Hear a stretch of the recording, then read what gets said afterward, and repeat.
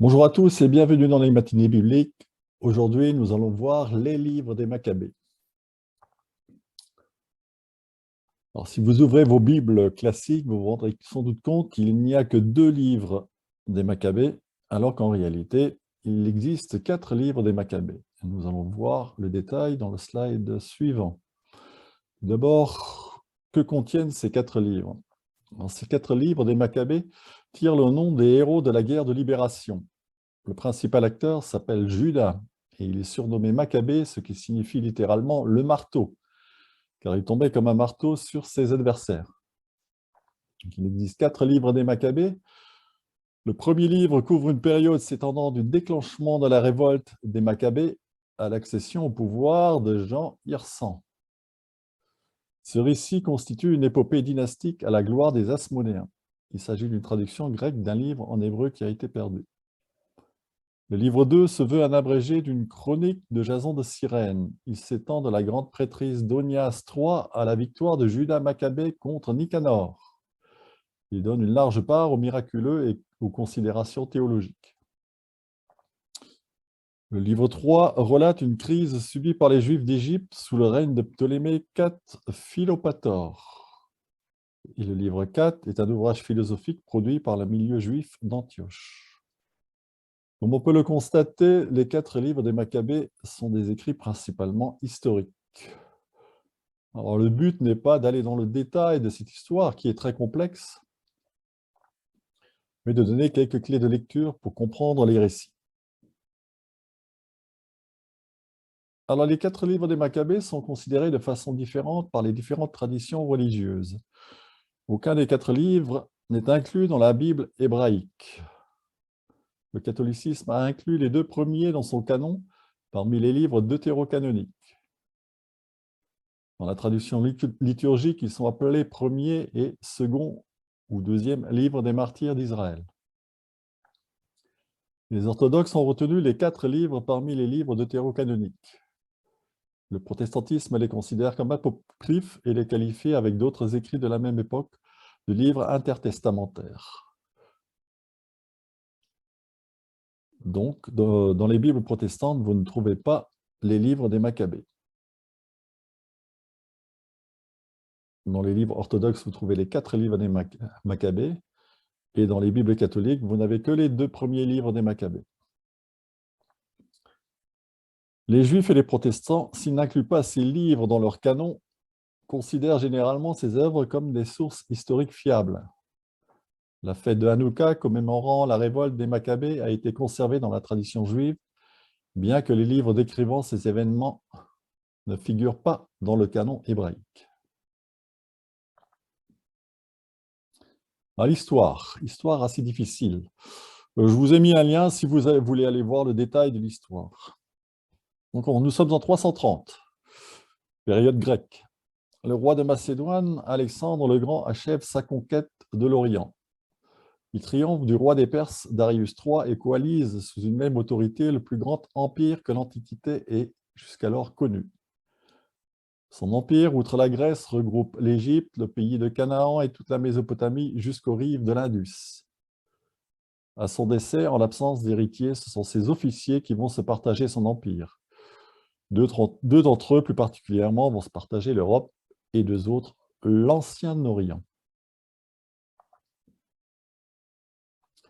Alors, juste une carte pour vous montrer l'étendue du règne d'Alexandre le Grand. Vous voyez, très très étendu, avec les couleurs qui montrent aussi le partage du territoire après son décès.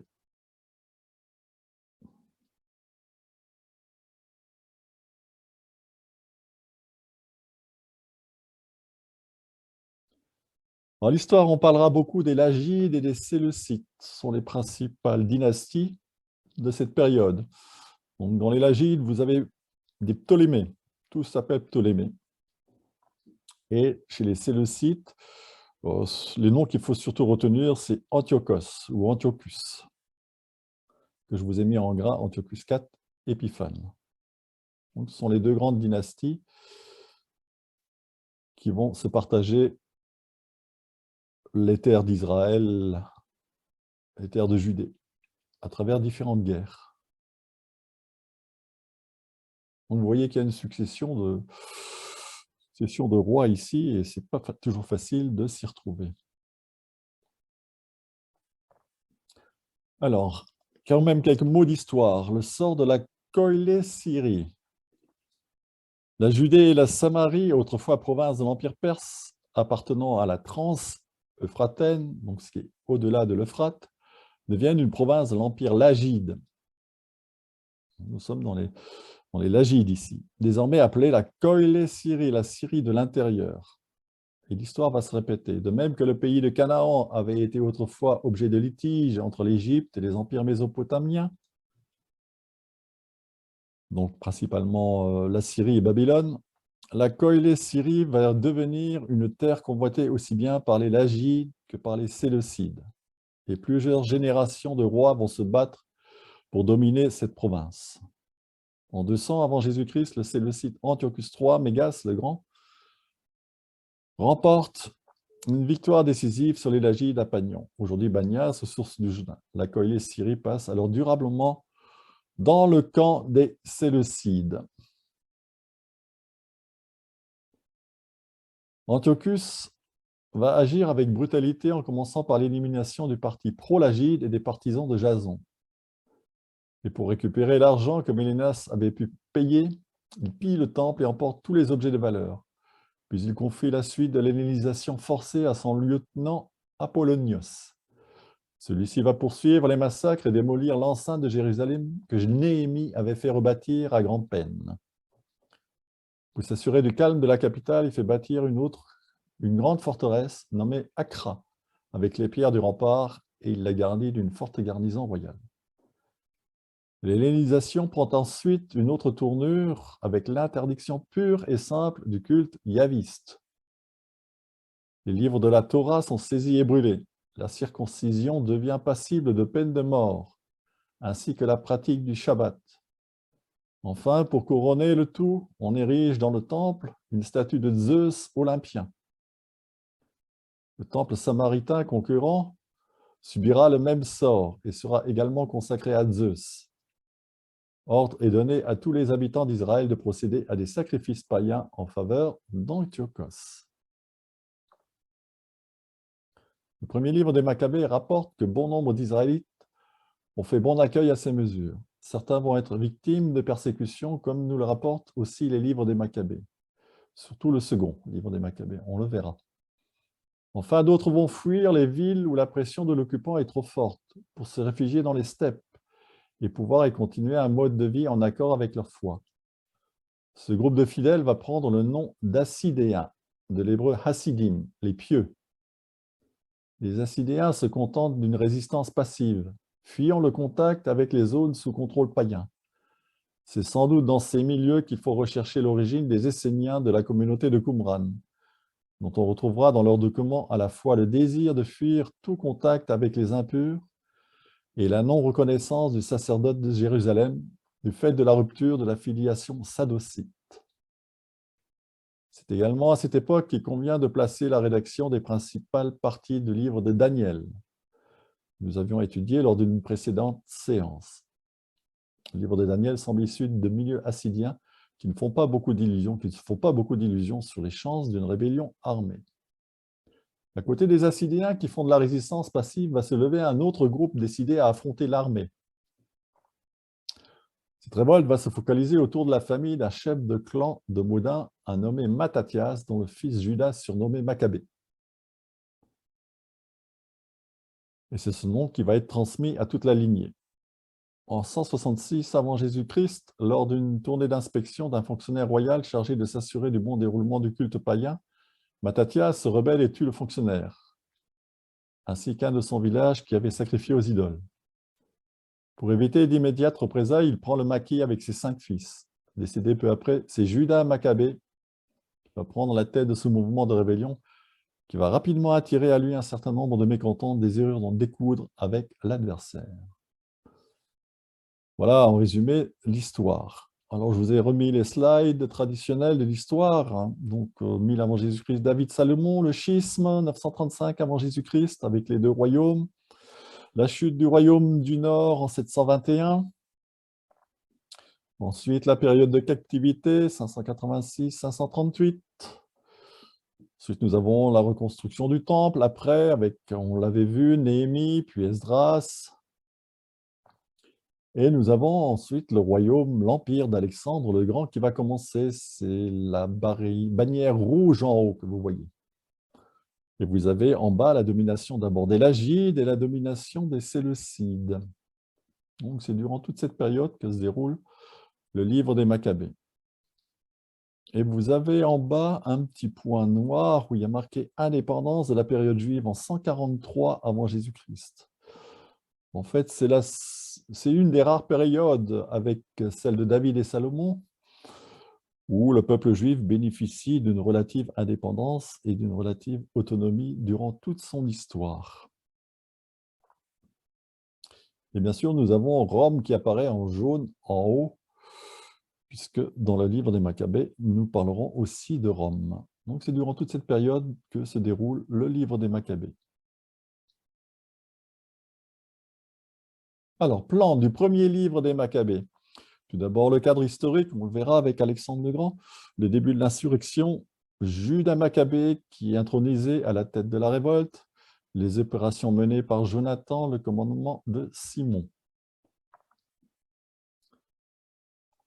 Je reviens un petit peu en arrière. Vous voyez en bas, commandement de Simon, vous voyez en bas, il y a la domination des Séleucides, et après, vous avez une petite case jaune où il y a marqué Simon. Voilà exactement où se situe, à quelle période se situe donc ce personnage de Simon. Donc 143-134 avant Jésus-Christ.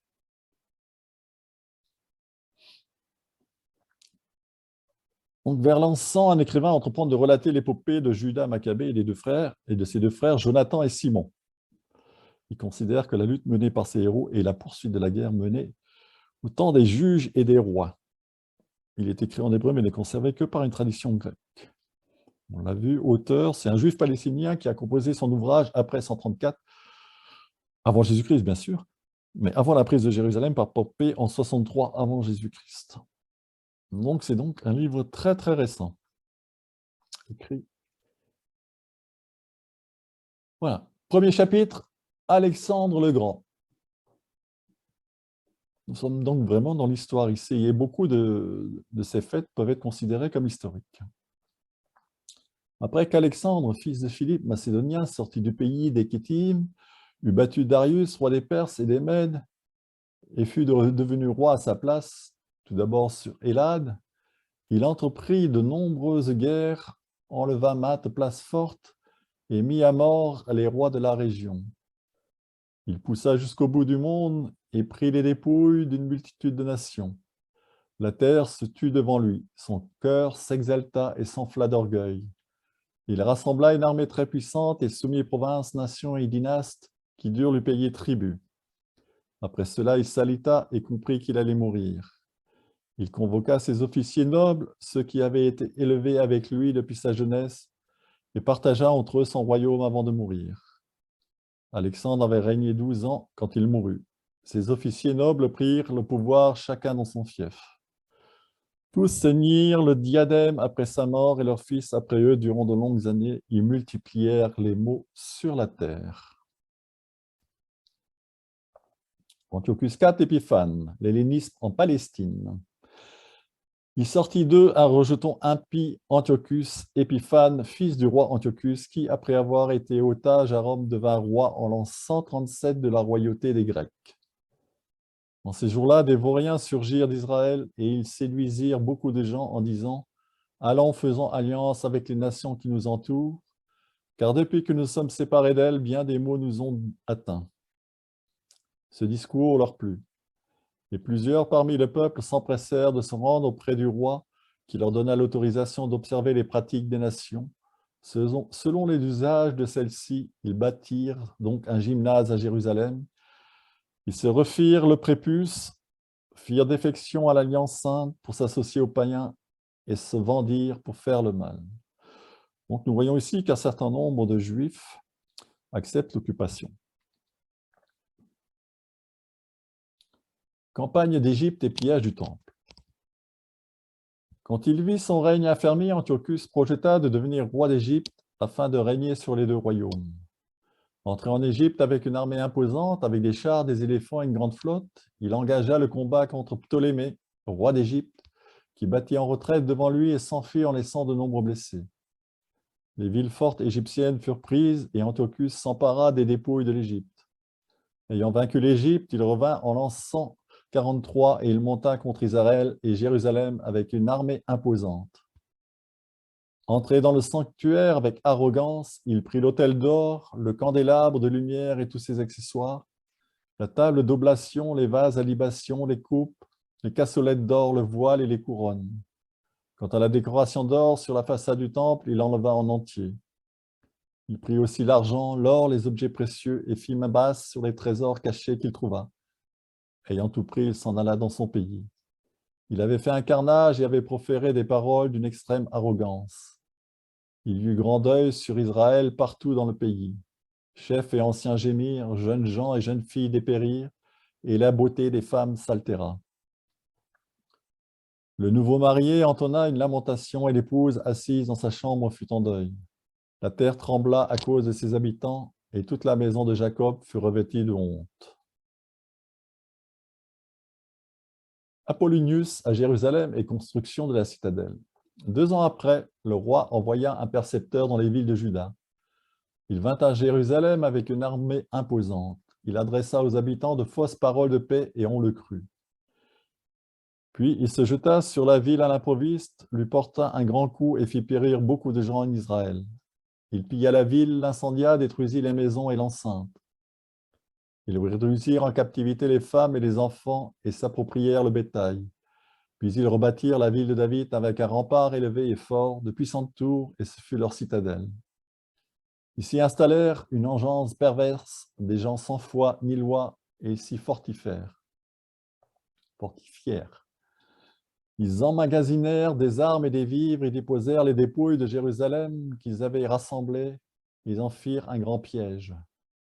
Cela devint une embuscade pour le sanctuaire et un adversaire maléfique pour Israël en tout temps. Ils répandirent du sang innocent autour du sanctuaire et ils souillèrent le lieu saint.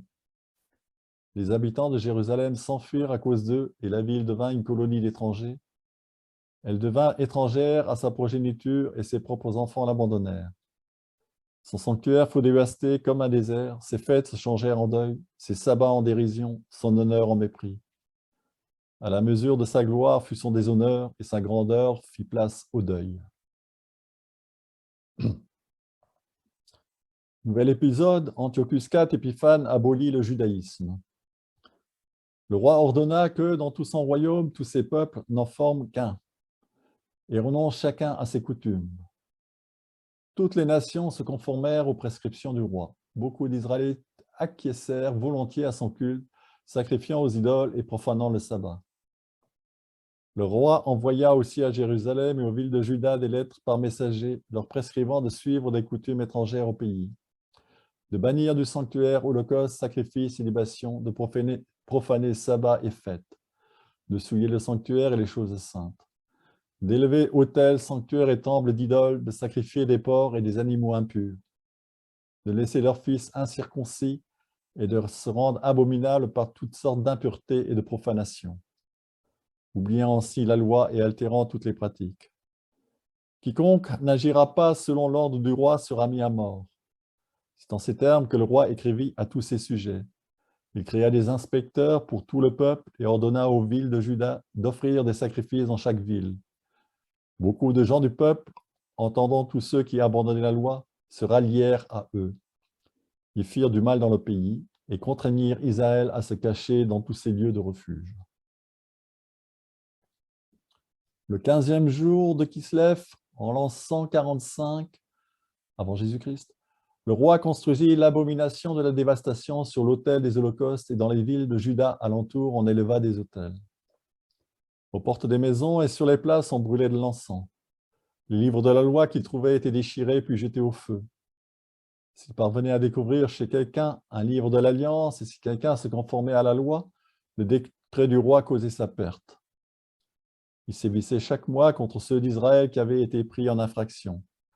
Le 25 du mois, on sacrifiait sur l'autel dressé sur l'autel des holocaustes. Les femmes qui avaient circoncis leurs enfants étaient, conformément au décret, mises à mort. Leurs nourrissons pendus au cou, ainsi que leurs proches et ceux qui avaient opéré la circoncision. Toutefois, plusieurs en Israël restèrent fermes et eurent la force de ne pas manger des choses impures. Ils acceptèrent de mourir plutôt que de consommer des mets impurs et de profaner l'alliance sainte, et ils moururent. Ce furent des jours de grande colère sur Israël. Le deuxième livre des Maccabées reviendra sur cet épisode. Lamentation du prêtre Mattathias. En ces jours-là se leva Mattathias, fils de Jean, fils de Siméon, prêtre, d'entre les fils de Yorabit. Il quitta Jérusalem pour s'établir à Modine. Il avait 5 fils, Jean surnommé Gadi, Siméon appelé Tazi, Judas appelé Maccabée, Éléazar appelé Awaran, Jonathan appelé Aphus. Il vit les sacrilèges qui étaient commis en Juda et à Jérusalem et il dit « Malheur à moi, suis-je né pour voir la ruine de mon peuple et la destruction de la ville sainte. » Et rester assis là alors que la ville est livrée aux mains des ennemis et que le sanctuaire est livré aux mains des étrangers. Mattathias et ses fils déchirèrent leurs vêtements, s'enveloppèrent de sacs et menèrent un grand deuil. Dans ce dernier verset, nous avons la coutume traditionnelle du deuil. Alors, il faut aussi garder en mémoire le nom des fils qui reviendront dans les versets suivants. Donc Jean, Siméon, Judas, Éléazar, Jonathan. Donc nous les retrouvons dans les suites de l'histoire. Mattathias au désert, épreuve et succès. Alors beaucoup de gens qui recherchaient la justice et l'équité descendirent au désert pour s'y établir, eux, leurs fils, leurs femmes et leur bétail, parce que le malheur s'était appesanti sur eux. On annonça aux hommes du roi et aux forces qui étaient stationnés à Jérusalem, dans la cité de David, que des gens ayant rejeté l'ordonnance du roi, étaient descendus vers les retraites cachées du désert. Une forte troupe courut à leur poursuite et, les ayant rattrapés, dressa le camp en face d'eux et se disposa à les attaquer le jour du sabbat. On leur dit « En voilà assez, sortez, obéissez à l'ordre du roi et vous aurez la vie sauve. » Nous ne sortirons pas, dirent-ils, et nous n'observons pas l'ordre donné par le roi d'enfreindre le jour du sabbat. Aussitôt assaillis, ils s'abstèrent de riposter, de lancer des pierres, de barricader leur retraite.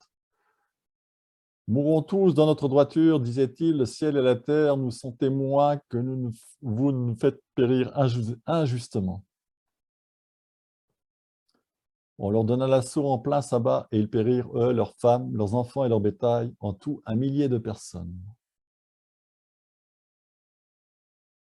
Les jours de Mattathias s'approchaient de leur fin et il dit à ses fils « Voici maintenant le règne de l'arrogance et de l'outrage, le temps du bouleversement et l'explosion de la colère. Et vous maintenant, mes enfants, d'avoir le zèle de la loi et de donner vos vies pour l'alliance de nos pères. Voici Siméon, votre frère, je sais qu'il est de bon conseil, écoutez-le toujours et il sera pour vous un père. Judas Maccabée, vaillant dès sa jeunesse, sera le chef de votre armée et mènera la guerre contre les peuples. » Éloge de Judas Maccabée. Son fils Judas, appelé Maccabée, se leva à sa place.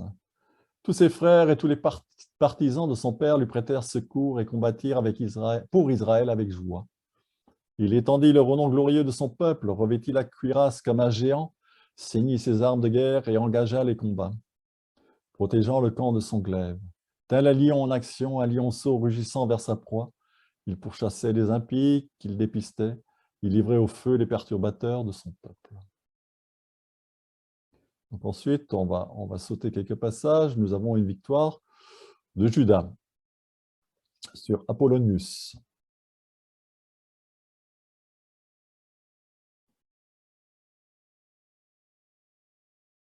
Donc l'extrait de cette victoire, Judas répondit « Il arrive facilement qu'une multitude tombe aux mains d'un petit nombre, et il importe peu au ciel d'opérer le salut au moyen de beaucoup ou de peu d'hommes. Car la victoire au combat ne tient pas à l'importance de l'armée, mais à la force qui vient du ciel. Ceux-ci viennent contre nous, débordant d'orgueil et d'impiété pour nous faire périr, nous, nos femmes, nos enfants, et nous dépouiller. Mais nous, nous combattons pour nos vies et pour nos lois, et lui les brisera devant nous. Quant à vous, ne les craignez donc pas. » Dès qu'il eut fini de parler, il se rua sur eux à l'improviste. Céron et son armée furent écrasés devant lui. Il est poursuivi dans la descente de Béthoron jusqu'à la plaine. 800 hommes en vain environ tombèrent, et le reste s'enfuit au pays des Philistins. Judas et ses frères commencèrent à inspirer de la crainte et à faire trembler les nations alentour. Son renom parvint jusqu'au roi, et chaque nation commentait les batailles de Juda. Donc ensuite, nous avions Antiochus IV qui part pour la Perse et qui nomme un régent qui s'appelle Lysias. Je lis le verset 38.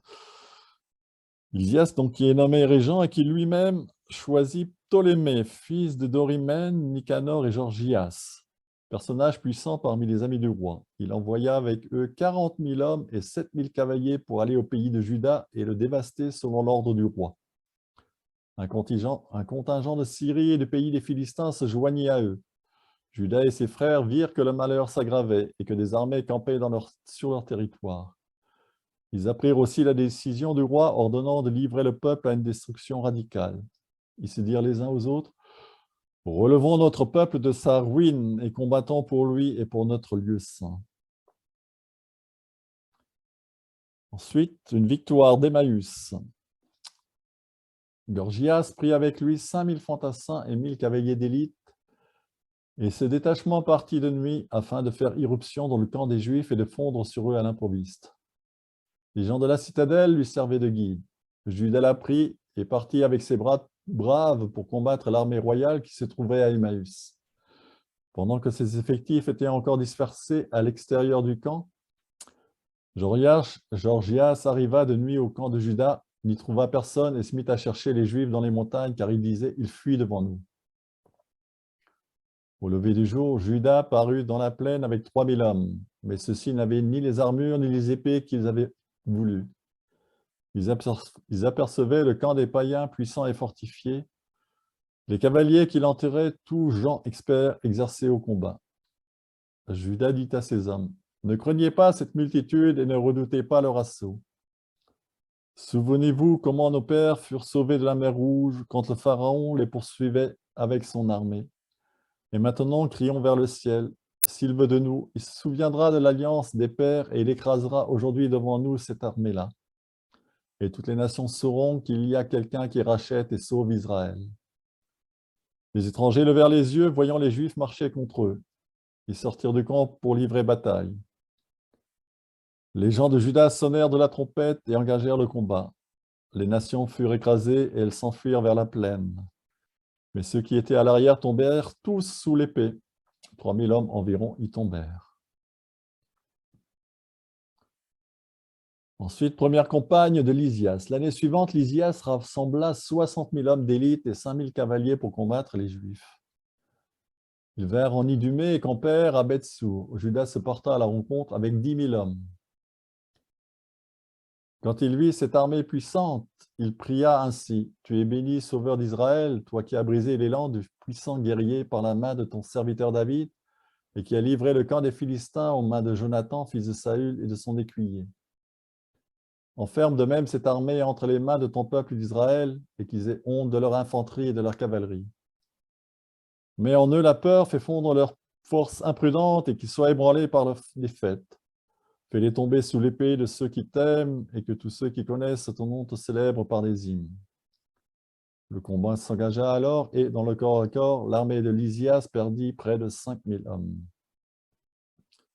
Voyant la déroute de son armée et l'imprévité qu'avait acquise l'armée de Juda, voyant aussi comment ces derniers étaient prêts à vivre ou à mourir courageusement, Lysias partit pour Antioche, où il recrutera des étrangers en vue d'un retour en force en Judée. On voit le rapport de force. Lysias avait quand même 60 000 hommes d'élite et 5 000 cavaliers. Et en face, nous avons Juda qui n'a que 10 000 hommes.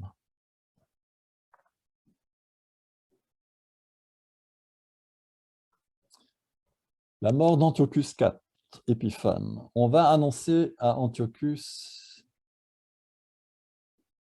en Perse la défaite des troupes qui s'étaient rendues dans le pays de Juda. Lysias, s'y étant rendu avec une armée puissante, avait été battu à plate couture devant les Juifs. À ces nouvelles, le roi, frappé de stupeur et bouleversé, s'effondra sur son lit. Il tomba malade de langueur parce que les choses ne s'étaient pas passées comme il le désirait. Il demeura là plusieurs jours, tombant sans cesse dans une profonde prostration. Lorsqu'il pensa qu'il allait mourir, il convoqua tous ses amis et leur dit: « Le sommeil s'est éloigné de mes yeux et le souci m'accable. Je me suis dit à moi-même: à quel degré d'affliction suis-je parvenu et en quelle tempête me voilà pris? Pourtant j'étais heureux et aimé au temps de ma puissance. Mais maintenant je me souviens des mauvaises actions que j'ai commises à Jérusalem. J'ai pris tous les objets d'or et d'argent qui s'y trouvaient et j'ai envoyé exterminer sans motif les habitants de Juda. Je reconnais que c'est à cause de cela que ces maux m'ont atteint, et voici que je me meurs de langueur sur une terre étrangère. » Il fit appeler Philippe, l'un de ses amis, et l'établit sur tout son royaume. Il lui donna son diadème, sa robe et son sceau, le chargeant d'éduquer son fils Antiochus et de l'élever en vue de la royauté. Le roi Antiochus mourut en ce lieu en l'an 149 avant Jésus-Christ. Apprenant sa mort, Lysias établit comme roi son fils Antiochus, qu'il avait élevé depuis l'enfance et qu'il surnomma Eupator. Et donc, nous sommes à Antiochus V, qui accorde aux Juifs la liberté religieuse. Lysias apprit que Philippe choisit de son vivant par le roi Antiochus pour élever son fils Antiochus en vue de son trône. Était revenu de Perse et de Médie avec les troupes qui avaient accompagné le roi et qu'il cherchait à se mettre à la tête des affaires. À cette nouvelle, Lysias se prépara en hâte à partir. Il dit au roi, aux généraux de l'armée et aux hommes: « Nous nous affaiblissons chaque jour davantage. Notre ration se fait maigre. La place que nous assiégeons est bien fortifiée et les affaires du royaume reposent en nous. Tendons maintenant la main droite à ces hommes, faisons la paix avec eux et avec toute leur nation. Permettons-leur de se conduire selon leurs coutumes comme auparavant, car s'ils se sont irrités, en fait tout cela, c'est à cause de leurs coutumes que nous avons abolies. » Ce discours plut au roi et aux chefs. Il envoya aux Juifs des propositions de paix qu'ils acceptèrent. Le roi et les chefs les ratifièrent par serment, sur quoi ils sortirent de la forteresse. Le roi entra au mont Sion et, voyant les fortifications de la place, viola son serment et ordonna de démanteler toute l'enceinte. Puis il partit en hâte et retourna à Antioche, où il trouva Philippe, maître de la ville. Il lui livra bataille et s'empara de la ville par la force.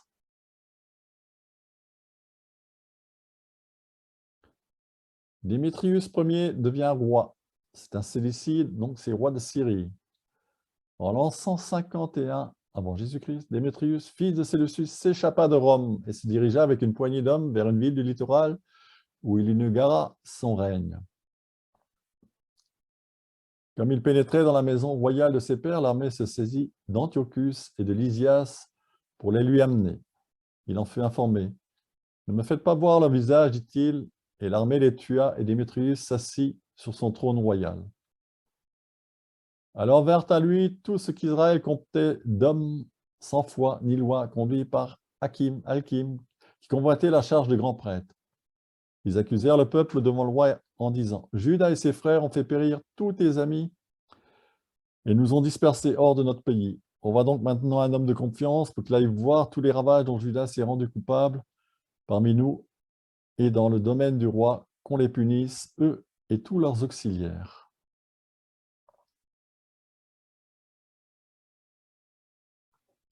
Ensuite, nous avons l'éloge des Romains. Le renom des Romains parvint aux oreilles de Judas. C'étaient de vaillants guerriers bienveillants envers tous ceux qui se rangeaient de leur côté, accordant leur amitié à tous ceux qui venaient à eux, et c'étaient de vaillants guerriers. Alliance des Juifs avec les Romains. Judas choisit Eupolème, fils de Jean, fils d'Akos, et Jason, fils d'Éléazar, et les envoya à Rome pour conclure amitié et alliance, et faire ôter leurs jougs, car ils voyaient que le royaume des Grecs réduisait Israël en servitude. Ils partirent pour Rome, le chemin était très long, et entrés au Sénat, ils prirent la parole et dirent: « Judas Maccabée, ses frères et le peuple juif nous ont envoyés vers vous pour conclure avec vous alliance et paix, et pour être inscrits au nombre de vos alliés et de vos amis. » La chose leur plut. Voici la copie de la lettre qu'ils gravèrent sur des tables de bronze et qu'ils envoyèrent à Jérusalem pour y être un mémorial de paix et d'alliance. Prospérité aux Romains et à la nation des Juifs, sur mer, sur terre, à perpétuité. Loin d'eux l'épée et l'ennemi, mais si une guerre menace Rome, la première, ou l'un de ses alliés dans n'importe quel lieu où s'exerce sa domination, la nation juive combattra avec elle de tout cœur selon ce que lui dicteront les exigences du moment. Comme on en a décidé, ni blé, ni armes, ni argent, ni vaisseaux ne seront donnés ou prêtés aux belligérants, et ils tiendront leurs engagements sans rien recevoir en retour. De même, si une guerre touche d'abord la nation des Juifs, les Romains combattront avec elle de toute leur âme selon ce que leur dicteront les exigences du moment. Il ne leur sera donné à leurs adversaires ni blé, ni armes, ni argent, ni vaisseaux, comme Rome en a décidé, mais ils tiendront leur engagement loyalement. C'est en ces termes que les Romains ont fait un pacte avec le peuple juif. Si dans l'avenir, les uns ou les autres décident d'ajouter ou de retrancher quelque chose, ils le feront à leur gré et toute addition ou suppression sera valable de plein droit. Au sujet des mots dont le roi Démétrius les a accablés, nous lui avons écrit en ces termes. Pourquoi tu fais peser ton joug sur les Juifs, nos alliés, nos amis? Si donc ils t'accusent encore, nous soutiendrons leur cause et nous te combattrons sur terre et sur mer. Donc nous avons ici un exemple d'une alliance. On voit que le peuple juif cherche une alliance pour garantir sa paix. Donc ensuite, nous avons la mort de Judas Maccabée au combat de Berzet. On va sauter ce passage. Et Alexandre Balas Épiphane nomme Jonathan grand prêtre. En l'an 160 avant Jésus-Christ, Alexandre Épiphane, fils d'Antiochus, débarqua et s'empara de Ptolémès. Il fut accueilli et c'est là qu'il commença son règne. Apprenant cela, le roi Démétrius rassembla une très forte armée et marcha contre lui pour le combattre. Il écriva à Jonathan, donc c'est un des frères de Judas, une lettre très pacifique, pleine de promesses pour lui. Il se disait en effet, hâtons-nous de conclure la paix avec eux avant qu'ils ne le fassent avec Alexandre contre nous. Le roi Alexandre apprit les promesses envoyées par Démétrius à Jonathan. On lui raconta aussi les combats et les actes d'héroïsme que ses frères et lui-même avaient accomplis et les peines qu'ils avaient endurées. Trouverons-nous jamais un homme pareil, s'exclama-t-il. Il nous faut faire dès maintenant un ami et un allié. Il lui écrivit donc une lettre rédigée en ces termes. Le roi d'Alexandre à son frère Jonathan, salut. Nous avons appris à ton sujet que tu es un homme vaillant et que tu mérites d'être notre ami. C'est pourquoi, daté de ce jour, nous t'établissons grand prêtre de ta nation et te donnons le titre d'ami du roi. Il en aura donc de la pourpre et d'une couronne d'or afin que tu embrasses notre parti et que tu nous gardes ton amitié.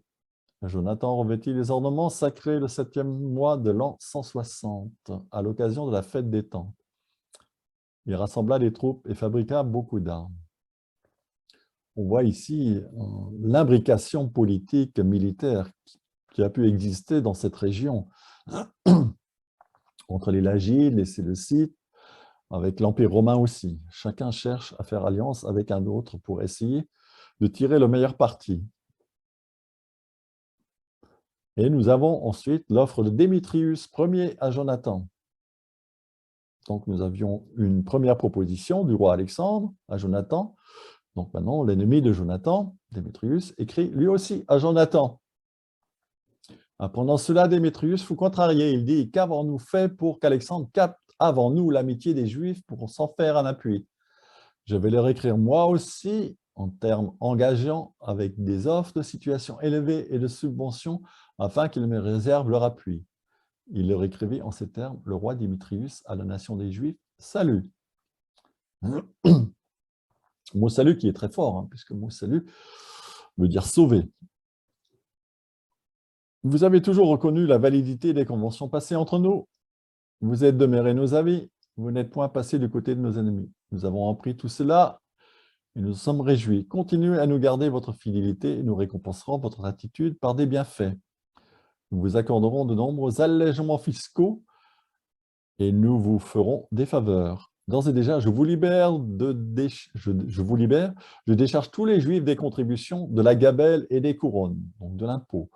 D'autre part, à compter de ce jour, je fais remise à perpétuité du tiers des produits du sol et de la moitié des fruits des arbres qui me reviennent au bénéfice du pays de Juda et des 3 hommes de la Samaritide et Galilée qui lui sont annexés. Jérusalem sera sainte et exempte, ainsi que son territoire de dîmes et de droits. Je renonce aussi à la citadelle de Jérusalem et je la cède au grand prêtre qui pourra y établir une garde choisie par ses soins. À tout juif qui, du pays de Juda, aura été amené captif n'importe où dans mon royaume, je rends la liberté sans exiger de rançon. Que tout soit exempt d'impôts, même pour leur cheptel. Toutes les fêtes, les sabbats et les néoménies, les fêtes prescrites, avec les 3 jours qui précèdent et les 3 jours qui suivent, seront tous des jours d'immunité et de rémission pour tous les Juifs de mon royaume. Donc voilà une proposition d'alliance. Mort de Démétrius Ier. Quand Jonathan et le peuple entendirent ces paroles, ils refusèrent d'y croire et de les prendre en considération, parce qu'ils avaient encore en mémoire tout le mal que Démétrius avait fait en Israël et l'oppression qu'ils avaient fait peser sur eux. Ils se décidèrent en faveur d'Alexandre parce qu'à leurs yeux, il tenait des propos pacifiques et ils furent constamment ses alliés. Le roi Alexandre rassembla de grandes forces et s'affronta contre Démétrius. Les 2 rois ayant engagé le combat, l'armée d'Alexandre prit la fuite. Démétrius se mit à sa poursuite et l'emporta sur ses soldats. Il mena fortement le combat jusqu'au coucher du soleil, mais Démétrius se combat ce jour-là.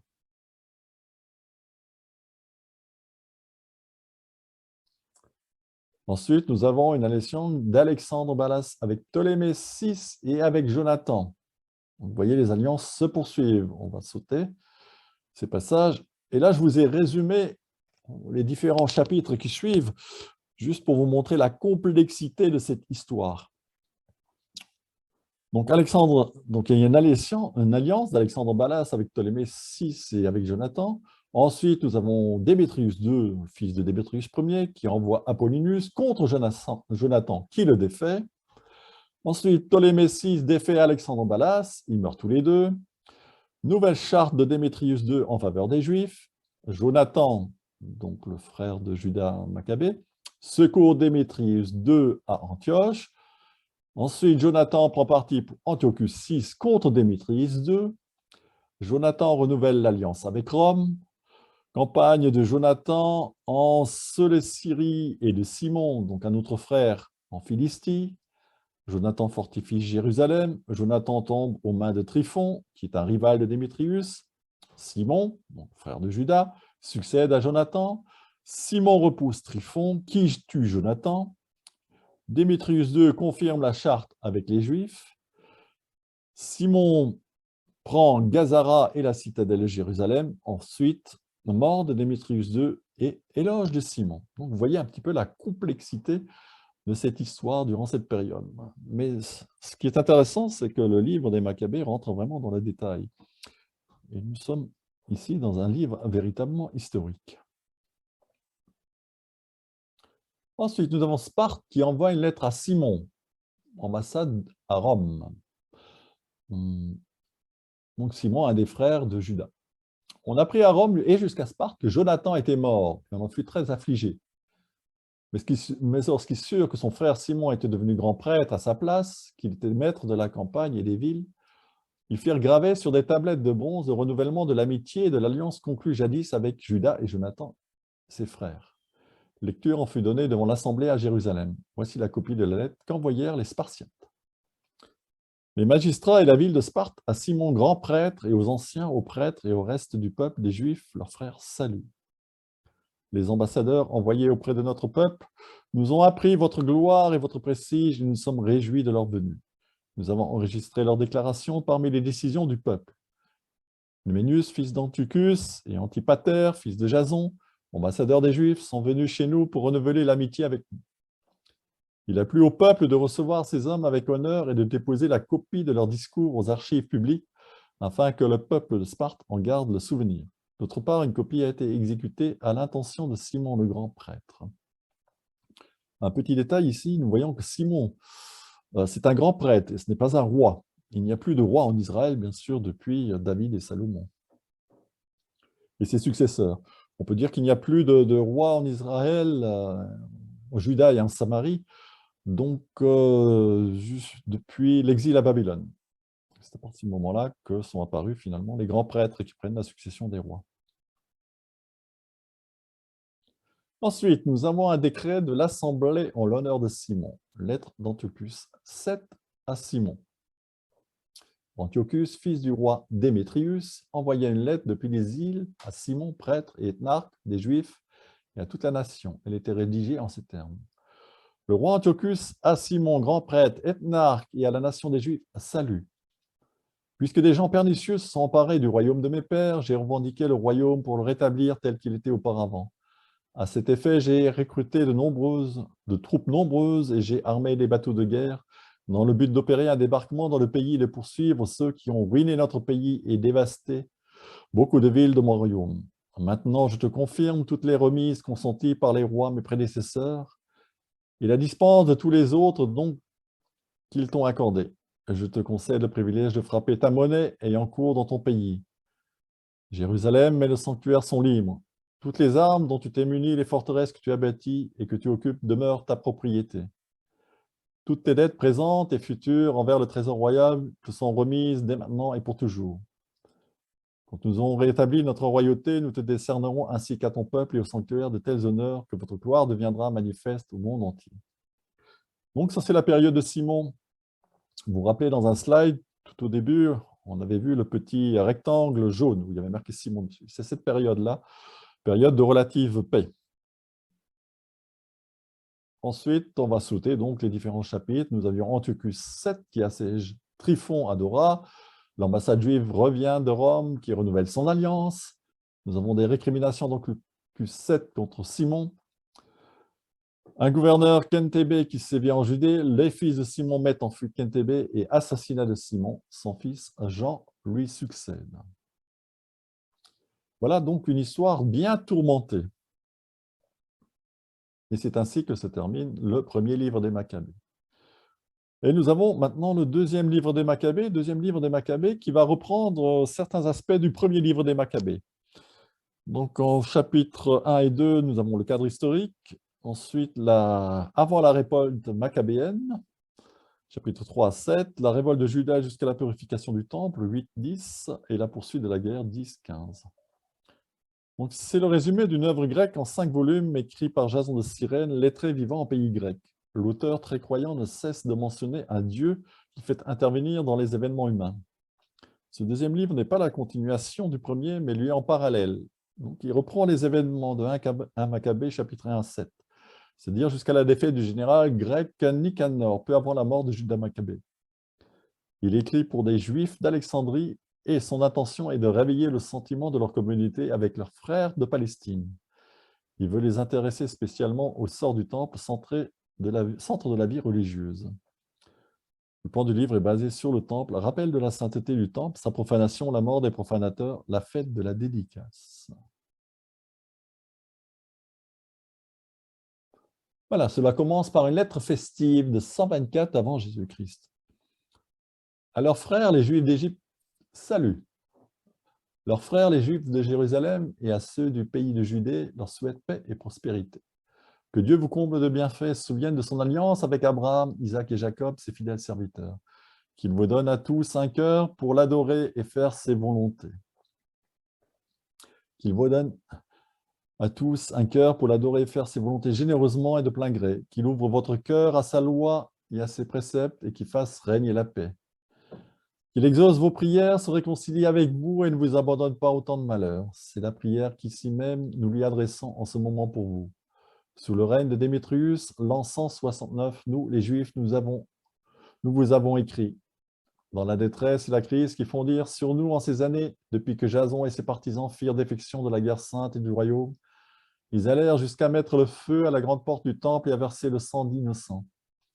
Alors nous avons prié le Seigneur, nous avons été exaucés. Nous avons offert un sacrifice et de la fleur de farine, nous avons allumé les lampes et exposé les pains. Et maintenant, nous vous écrivons pour vous inviter à célébrer la fête des temps du mois de Kislev, dans 188. Donc ensuite, nous avons, chapitre 3, l'histoire d'Héliodore, c'est un ministre de Séleucis IX, avec la trahison de Simon, la ville bouleversée, le châtiment d'Héliodore, la conversion d'Héliodore. Chapitre 4, nous avons la persécution sous Antiochus Épiphane. Avec Simon et Onias, Antiochus Épiphane acclamé à Jérusalem, Mélénas devient grand prêtre, le meurtre d'Onias, la mort de Simac, Mélina s'acquittait, seconde campagne d'Égypte, la répression d'Épiphane, le pillage du temple. Donc vous voyez, une histoire toujours aussi complexe et qui rentre encore plus dans le détail. Donc, nous avons une intervention d'Apollonius le Misarque avec l'installation des cultes païens et le sens providentiel de la persécution. Je recommande donc à ceux qui auront ce livre entre les mains de ne pas se laisser décourager à cause de ces calamités, mais de penser que ces perfections ont lieu non pas pour la ruine, mais pour l'éducation de notre race. Quand les impies ne sont pas laissés longtemps à eux-mêmes, mais que les châtiments les atteignent promptement, c'est un signe de grande bonté. Pour châtier les autres nations, le souverain maître attend en effet avec longanimité qu'elles arrivent à combler la mesure de leurs iniquités. Mais ce n'est pas ainsi qu'il a jugé juste d'agir envers nous, afin qu'il n'ait pas à nous punir à la dernière extrémité, à un moment où nos péchés auraient atteint leur terme. Aussi ne retire-t-il jamais de nous sa miséricorde. En le formant par l'adversité, il n'abandonne pas son peuple. Qu'il nous suffise d'avoir rappelé cette vérité, après ces quelques mots, il nous faut revenir à notre récit. Et on revient au récit avec le martyre d'Éléazar. Éléazar, un des premiers docteurs de la loi, comme l'homme déjà avancé en âge et du plus noble extérieur, était contraint, tandis qu'on lui ouvrait la bouche de force, de manger de la chair de porc. Donc, pratique tout à fait bannie par le monde juif. Mais préférant une mort glorieuse à une vie infâme, il avançait volontairement vers le supplice de la roue. Il cracha ce qu'il avait dans la bouche, comme doivent le faire ceux qui ont le courage de repousser ce qui n'est pas permis de manger par amour de la vie. Ceux qui présidaient à ce repas rituel interdit par la loi prirent Éléazar à part, parce que cet homme était pour eux une connaissance de vieille date, et l'engagèrent à se faire apporter des viandes dont lui était permis de faire usage et préparées par lui, mais à feindre de manger la portion des chairs de la victime prescrite par le roi. En agissant ainsi, ils seraient préservés de la mort et profiteraient de cet acte d'humanité dû à leur vieille amitié pour lui. Mais lui, voulant agir dans l'honneur de façon digne de son âge, de l'autorité de sa vieillesse et de ses vénérables cheveux blanchis dans la labeur, digne d'une conduite parfaite depuis l'enfance, mais surtout de la sainte législation établie par Dieu, répondit en conséquence qu'on l'envoya sans tarder au séjour des morts. Et il ajouta, « À notre âge, il est indigne de feindre, autrement beaucoup de jeunes gens, croyant qu'Éléazar a embrassé, à 90 ans, le genre de vie des étrangers. » Et il ajouta, « À notre âge, il est indigne de feindre, autrement beaucoup de gens, croyant qu'Éléazar a embrassé à 90 ans le genre de vie des étrangers, s'égareraient eux aussi à cause d'une dissimulation qui ne me ferait gagner bien mal à propos qu'un petit reste de vie. Je ne ferai qu'attirer sur ma vieillesse souillure et déshonneur. Et quand même, je me soustrairai pour le présent au châtiment des hommes, je n'échapperai ni vivant ni mort aux mains du Dieu souverain. En quittant donc maintenant la vie avec courage, je me montrerai digne de ma vieillesse, ayant laissé aux jeunes le noble exemple d'une belle mort, volontaire et généreuse pour les vénérables et saintes lois. » Ayant prononcé ces paroles, il alla tout droit au supplice de la roue. Ceux qui les conduisirent changèrent en malveillance la bienveillance qu'ils avaient eue pour lui peu auparavant, parce que le discours qu'il venait de tenir était à leur point de vue de la folie. Mais lui, sur le point de mourir sous les coups, dit en soupirant, « Ô Seigneur qui possède la science sainte, il est manifeste que, pouvant échapper à la mort, j'endure dans mon corps des douleurs cruelles sous les fouets, mais quand mon âme, je les souffre avec joie à cause de la crainte qu'il m'inspire. C'est ainsi que cet homme quitta la vie, laissant par sa mort non seulement aux jeunes, mais à la grande majorité de la nation, un exemple de noble courage, un mémorial de vertu. » Ensuite, nous avons le célèbre épisode du martyre des 7 frères. Il arriva aussi que 7 frères furent arrêtés avec leur mère et que le roi voulut les contraindre en leur infligeant les fouets et les nerfs de bœuf à toucher à la viande de porc interdite par la loi. L'un d'eux, se faisant leur porte-parole, dit, « Que vas-tu demander et apprendre de nous? Nous sommes prêts à mourir plutôt que de transgresser les lois de nos pères. » Le roi, devenu furieux, fit mettre sur le feu des poêles et des chaudrons. Dès qu'ils furent brûlants, il ordonna de couper la langue de celui qui avait été leur porte-parole et de lui enlever la peau de la tête et de lui trancher les extrémités sous les yeux de ses frères et de sa mère. Lorsqu'il fut complètement mutilé, il commanda de l'approcher du brasier, respirant encore, et de le faire passer à la poêle. Tandis que la vapeur se répandait autour de la poêle, les autres, avec leur mère, s'exhortaient mutuellement à mourir courageusement. Ils disaient: le Seigneur Dieu voit, et en vérité, il a compassion de nous, comme Moïse l'a annoncé par le cantique qui proteste ouvertement en ces termes, et il aura pitié de ses serviteurs. Quand le premier eut ainsi quitté la vie en amenant le second au supplice, après lui avoir arraché la peau de la tête avec les cheveux, on lui demandait: mangeras-tu du porc plutôt que de subir la torture de ton corps, membre par membre? Mais il répondit dans la langue de ses pères: non. C'est pourquoi lui aussi subit les tortures, l'une après l'autre. Au moment de rendre les derniers soupirs, il dit: scélérat que tu es, tu nous exclus de la vie présente, mais le roi du monde, parce que nous serons morts pour ses lois, nous ressuscitera pour une vie éternelle. Donc j'ai souligné ici le mot nous ressuscitera pour une vie éternelle. Donc c'est à cette période-là que l'on voit apparaître cette notion de résurrection. Après lui, on supplicia le troisième, il présenta aussitôt sa langue, comme on lui ordonna, et tendit ses mains avec intrépidité. Il fit cette déclaration courageuse: c'est du ciel que je tiens ses membres, à cause de ses lois, je les méprise, et c'est de lui que j'espère les retrouver. Le roi lui-même et son entourage furent frappés de la grandeur d'âme de ce jeune homme qui comptait les souffrances pour rien. Ce dernier, une fois mort, on soumit le quatrième aux mêmes tortures cruelles. Sur le point d'expirer, il dit: mieux vaut mourir de la main des hommes en attendant, selon les promesses faites par Dieu, d'être ressuscité par lui. Car pour toi, il n'y aura pas de résurrection à la vie. En amenant ensuite le cinquième, on le tortura. Fixant les yeux sur le roi, il lui dit: tu es puissant parmi les hommes, bien qu'étant incorruptible. Tu fais ce que tu veux, mais ne crois pas que notre race soit abandonnée de Dieu. Pour toi, prends patience et tu verras sa grande puissance, comme il te tourmente, toi et ta descendance. Après celui-ci, ils amenèrent le sixième. Sur le point de mourir, il dit: ne te fais pas de vaines illusions, car c'est à cause de nous-mêmes que nous endurons ces souffrances, ayant péché envers notre Dieu. Aussi nous est-il arrivé d'étranges calamités. Mais toi, ne t'imagine pas que tu resteras impuni, toi qui as entrepris de faire la guerre à Dieu. Éminemment admirable et digne d'une excellente renommée fut la mère qui voyait mourir ses 7 fils en l'espace d'un seul jour et le supportait avec sérénité parce qu'elle mettait son espérance dans le Seigneur. Elle exhortait chacun d'eux dans la langue de ses pères. Remplie de nobles sentiments et animée d'un mal courage, cette femme leur disait: je ne sais pas comment vous êtes apparus dans mes entrailles, ce n'est pas moi qui vous ai gratifié de l'esprit et de la vie, et ce n'est pas moi qui ai organisé les éléments dont chacun de vous est composé. Aussi bien le Créateur du monde qui a formé l'homme à sa naissance et qui est à l'origine de toutes choses, vous rendra-t-il dans sa miséricorde et l'esprit et la vie, parce que vous vous sacrifiez maintenant pour vous-même pour l'amour de ses lois.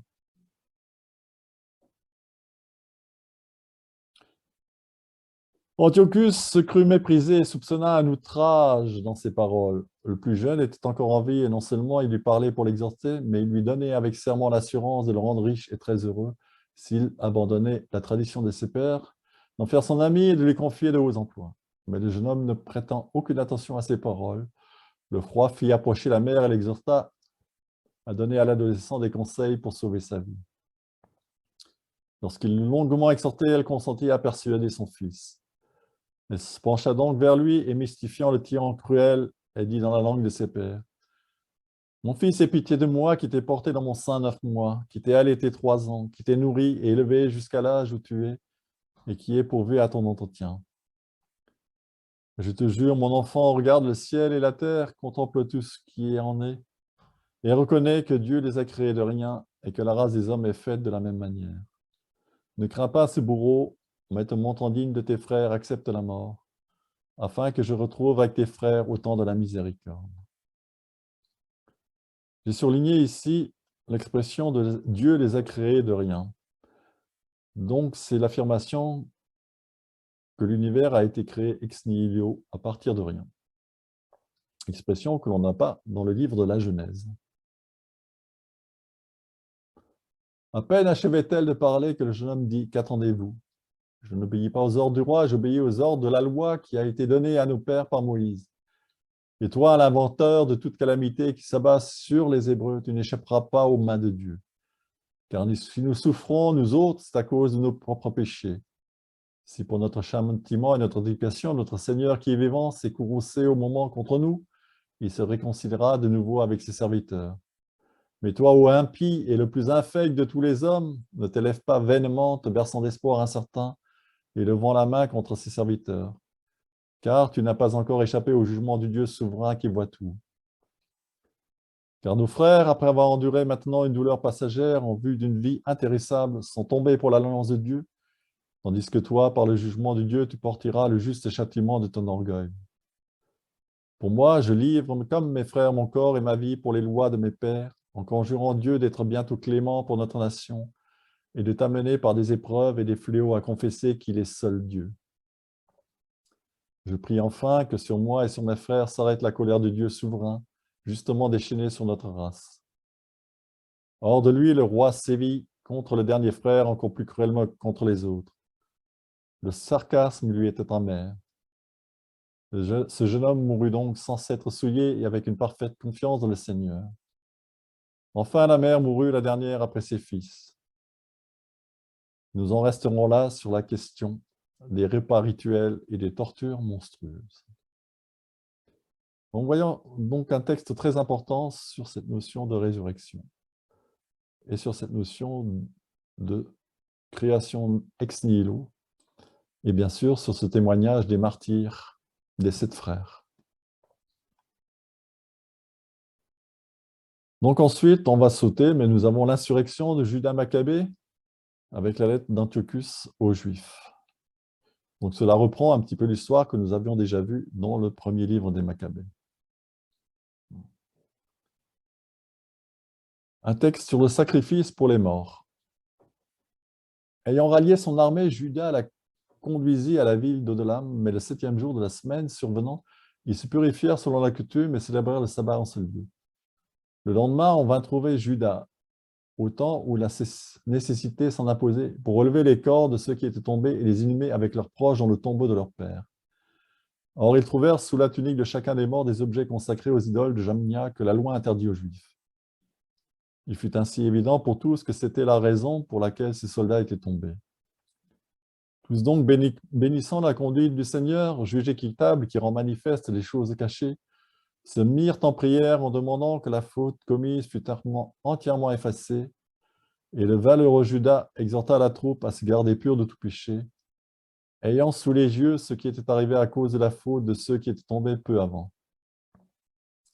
Ayant fait une collecte par tête, il envoya jusqu'à 2000 drachmes à Jérusalem, afin qu'on offrît un sacrifice pour les péchés, agissant fort bien et noblement pour la pensée de la résurrection.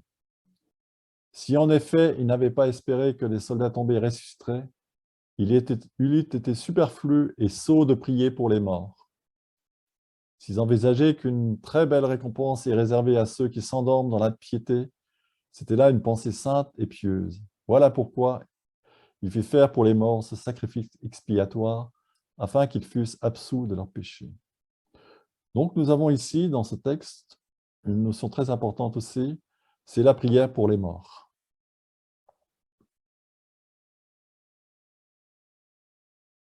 Donc ensuite, on va passer, mais nous avons encore de la succession de défaites et de victoires qui met un terme au second livre des Maccabées. Et nous allons lire le 4e livre des Maccabées. Juste un court extrait du 4e livre des Maccabées, et vous allez voir la différence de tonalité qui existe avec le premier et le second livre des Maccabées. Bon, le 3e, on ne le lit pas, mais c'est exactement de la même substance que le premier et le second livre des Maccabées, avec une succession d'alliances, de guerres, de victoires. 4e livre des Maccabées, juste 2 chapitres. Hautement philosophique est le sujet que je propose de démontrer. La raison pieuse est souveraine des passions. Aussi ai-je le devoir de vous conseiller d'accorder une attention soutenue à la philosophie, car le sujet est nécessaire à tous pour la connaissance et il comprend l'éloge de la plus grande des vertus, j'entends la prudence. S'il apparaît que la raison domine les passions qui s'opposent à la tempérance, la gloutonnerie et le désir, de plus, s'il est démontré qu'elle exerce un plein pouvoir sur les passions qui s'opposent à la justice, telles que la malignité, et sur les passions qui s'opposent au courage, colère et crainte et douleur, comment donc diront peut-être certains, si la raison domine les passions, n'est-elle pas aussi promesse de l'oubli et de l'ignorance? La question est ridicule. En effet, ce n'est pas à ses propres passions que la raison commande, mais à celles qui sont contraires à la justice, au courage, à la tempérance et à la prudence, non pas pour les détruire, mais pour ne pas leur céder. Je pourrais vous démontrer par de nombreuses preuves tirées de diverses sources que la raison est dominatrice des passions. Mais je le prouverai beaucoup mieux par le courage de ceux qui sont morts pour la vertu. Éléazar, les 7 frères et leur mère. En effet, eux tous, en méprisant les douleurs jusqu'à la mort, ont démontré que la raison dompte les passions. Je puis donc, en raison de leur vertu, faire un éloge de ces hommes qui, en ce jour, sont morts avec leur mère pour la vertu parfaite. Mais pour les honneurs qu'ils ont obtenus, je pourrais aussi les estimer bienheureux. Par leur courage et par leur endurance, ils ont suscité l'admiration non seulement de tous les humains, mais aussi de leurs bourreaux. Et ainsi, ils ont été les artisans de la chute de la tyrannie qui opprimait leur nation. Par leur endurance, ils ont vaincu le tyran, et grâce à eux, la patrie a été purifiée. Mais de cela, il ne me sera possible de parler qu'après avoir commencé par la thèse, comme j'ai coutume de le faire. Je reviendrai alors à leur histoire en rendant gloire au Dieu très sage. Donc, on ne va pas lire toute la thèse, mais quelques extraits. Nous cherchons donc à connaître si la raison est dominatrice des passions. Nous sommes vraiment ici dans le monde grec. Nous devons déterminer ce qu'est la raison, ce qu'est la passion et combien de sortes de passions il y a, et si la raison les domine toutes. Selon moi, la raison est assurément l'intelligence qui, avec un raisonnement droit, choisit la vie selon la sagesse. La sagesse est donc la connaissance des choses divines et humaines et de leurs causes. Elle est l'éducation donnée par la loi par laquelle nous apprenons les choses divines avec révérence et les choses humaines avec profit. Les différentes formes de sagesse sont la prudence, la justice, le courage et la tempérance. La plus importante de toutes est la prudence. C'est par elle que la raison domine les passions. Quant aux passions, les 2 espèces les plus générales sont le plaisir et la douleur. Chacune d'entre elles existe, et dans le corps et dans l'âme. Important aussi est le cortège des passions autour du plaisir et de la douleur. Ainsi, avant le plaisir, il y a le désir. Après le plaisir, la joie. Avant la douleur, il y a la crainte. Après la douleur, la tristesse. L'emportement est une passion commune au plaisir et à la douleur. Et si l'on pense à ce qui nous atteint. Dans le plaisir se trouve ainsi une inclination maligne qui, de toutes les passions, prend les formes les plus diverses. Dans l'âme, vantardise, amour de l'argent, amour de la gloire, amour des disputes et jalousie. Dans le corps, voracité, gloutonnerie, gourmandise, égoïste. Donc le plaisir et la douleur, comme 2 plantes qui s'enracinent dans le corps et l'âme, donnent de nombreux rejetons. La raison jardinière universelle nettoie tout autour de chacun. Elle émonde, arrache, arrose, irrigue de diverses manières et défriche ainsi le taillis des inclinations et des passions. La raison, en effet, est le guide des vertus et la dominatrice des passions. Tout d'abord, considérez à partir de l'action répressive de la tempérance que la raison est souveraine des passions. La tempérance a un pouvoir dominant sur les désirs. Or, parmi les désirs, les uns concernent l'âme, les autres le corps, et il apparaît que la raison domine les uns et les autres. Ainsi, quand nous sommes attirés par des nourritures défendues, d'où vient que nous nous détournions du plaisir qui en provient? N'est-ce pas parce que parmi la raison peut dominer ce désir de nourriture? Pour ma part, je le crois. Par conséquent, quand nous désirons un poisson, un oiseau, un quadrupède et des aliments divers que la loi nous interdit, si nous nous abstenons, c'est à cause du pouvoir dominant de la raison. En effet, la passion de l'appétit cesse, repoussée par l'intelligence tempérante, et tous les mouvements du corps sont muselés par la raison.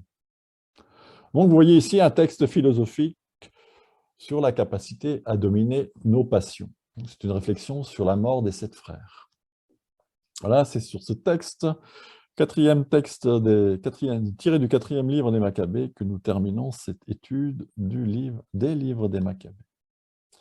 Livre un petit peu difficile sur le plan historique, mais très passionnant, car il nous replonge vraiment dans l'histoire.